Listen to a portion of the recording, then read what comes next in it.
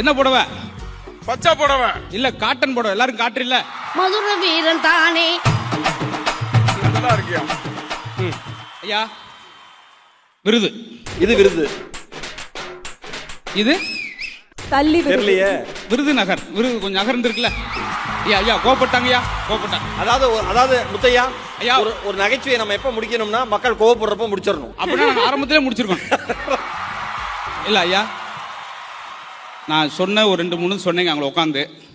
சரியா என்னையா செய்யற? என்னையா ஐயா, செய்யற? அடிக்காதீங்க. என்ன கீழே விழுது? அடி உழு. ஐயோ, அடி அடி பலமா விழுது. அடி பலமா உழுகுதுங்க. அடி ஐயோ, அடி பலமா விழுதான்.